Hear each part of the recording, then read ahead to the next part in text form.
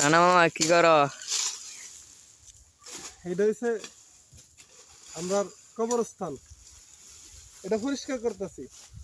কারণ আমার বড় আব্বা, আমার দাদা, দাদু, বড় আম্মা সবাই এনো আছে, শুয়ে আছে আর কি, ঘুমায় আছে।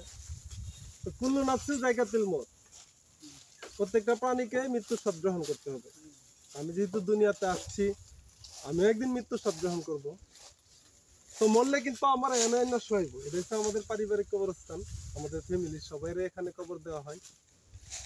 যাই হোক, আমাদের নিজস্ব ঘর বাড়ি থেকে আমাদের কবরস্থানটা পরিষ্কার রাখা খুব দরকার।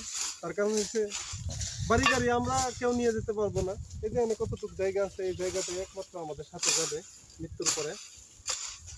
সবাই কবরস্থানের হেফাজত করুন, সবাই ভালো থাকুন। আসসালামু আলাইকুম।